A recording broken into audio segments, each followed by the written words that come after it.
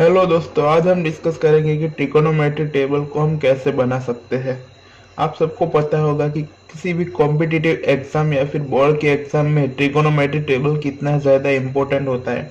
Minimum 3 से 4 mark का इस ट्रिकोनोमेट्री टेबल के अंदर से ही आता है। तो चलिए हम देखते हैं कि ट्रिकोनोमेट्री टेबल को हम सबसे ईजीएस्ट वे में कैसे बना सकते हैं। तो सबसे पहले हम ऐसा एक बॉक्स बनाएंगे, ओके। और एक साइड हम क्या लिखेंगे, वैल्यू। वैल्यू यानी साइन, कॉस, टेन, कॉसेक, सेक और कॉट, ओके। हो सके तो आप इसी ऑर्डर में लिखना, क्योंकि इस ऑर्डर में आपको ये टेबल बनाने में आसानी होगी। और दूसरी तरफ हम डिग्री लिखेंगे, यानी 0 degree, 30 degree, 45 degree, 16 degree and 90 degree, okay. तो चलिए सबसे पहले हम क्या करेंगे, जो 0 डिग्री है उसके नीचे हम 0 लिख देंगे सबसे पहले, ओके। 30 डिग्री के नीचे 1, 40 के नीचे 2, 60 के नीचे 3 और 90 के नीचे 4, ओके। अब सबको हम क्या 4 से डिवाइड करेंगे, ओके। 4 से डिवाइड, 4 से डिवाइड और 4 से डिवाइड, और सबका स्क्वायर रूट ले लेंगे, ओके। स्क्वायर रूट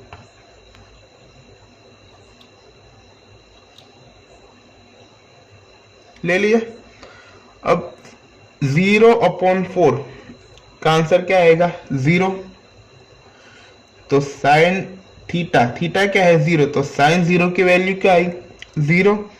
अब साइन 30 1/4 यानी 1/4, उसका हमने स्क्वायर रूट निकाला है, तो 1/2 आएगा, बिकॉज 1 का स्क्वायर रूट क्या होता है 1 और 4 का 2, यानी 1/2। यानी साइन थीटा, और थीटा क्या है 30, तो साइन 30 की वैल्यू क्या आएगी 1/2। अब साइन 45 यह क्या 2/4, यानी 2 कैंसल, यानी 1/2 रह जाएंगे। यानी इसको हम ऐसे भी लिख सकते हैं 1/√2, बिकॉज ये 2 2 जा 2, ओके। तो साइन 45 की वैल्यू क्या आई 1/√2। और साइन 60 को हम क्या लिखेंगे √3, बिकॉज 3 का स्क्वायर रूट हम निकाल नहीं सकते, पॉइंट में आएगा और पॉइंट में हमें चाहिए नहीं।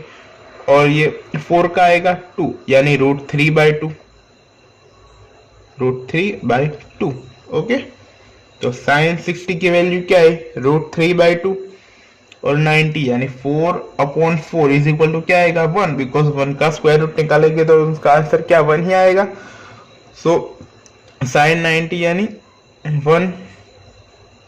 अब हम कॉस की वैल्यू निकालने के लिए ये मेथड का यूज नहीं करेंगे, ये जो साइन की वैल्यू है उसको रिवर्स में लिखते जाएंगे, यानी कॉस थीटा क्या होगा, सॉरी कॉस थीटा, ये थीटा क्या है 0 डिग्री, यानी ये क्या आएगा कॉस 0, वो क्या आएगा 1, कॉस 30 √3/2, कॉस 45 1/√2, कॉस 60 क्या आएगा 1/2 एंड यहाँ 0, ओके। अब 10 को हम क्या लिख सकते हैं 10 यानी sine theta upon cos theta. तो अब हम ये दोनों को डिवाइड कर देंगे, यानी साइन को कॉस से डिवाइड कर देंगे ये सारी वैल्यूज को। तो 0/1 क्या होगा 0। सो टेन थीटा, थीटा क्या है 0, तो 0 की वैल्यू क्या है 0। अब इन दोनों को डिवाइड करेंगे 2 कैंसिल हो जाएंगे, क्या बचेगा 1/√3, ओके। तो 30 की वैल्यू क्या है 1/√3, ये दोनों सेम है इसलिए दोनों कैंसिल हो जाएंगे, और 45 यानी 1। अब 60 की वैल्यू 2 कैंसिल, इसलिए क्या बचेगा √3। अब ये देखें 1/0, अगर हम 1 को 0 से डिवाइड करेंगे तो क्या आ जाएगा अनडिफाइंड, यानी डैश। मैं यहाँ डैश लिख रहा हूँ, कई बुक्स में क्या लिखा अनडिफाइंड लिखा होता है, कई बुक्स में इन्फिनिटी लिखा होता है, तो आप कंफ्यूज मत होना।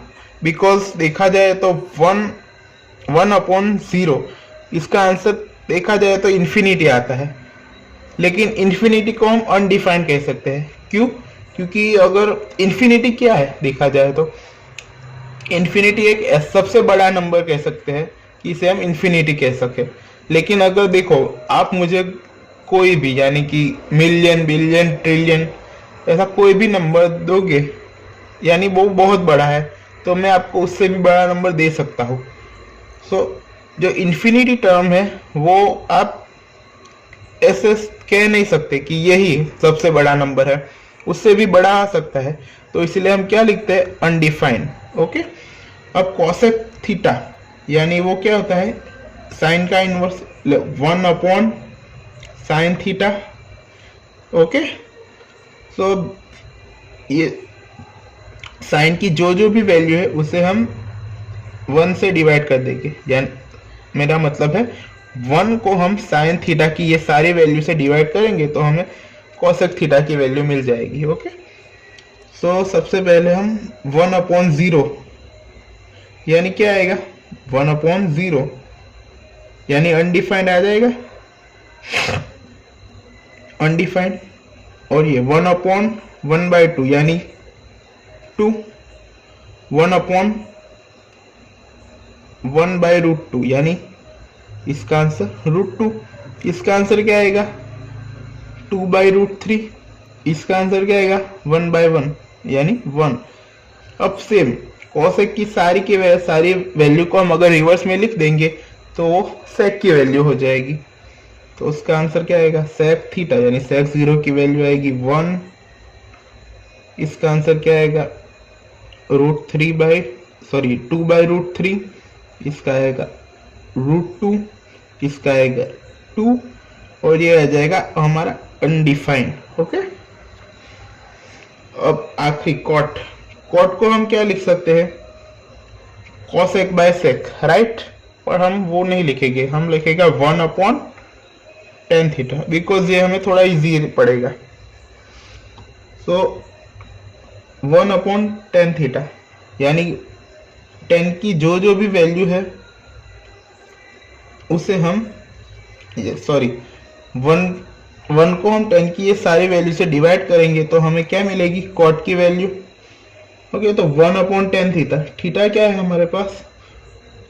ये 0। 1/0 क्या आएगा? अनडिफाइंड। एम आई राइट?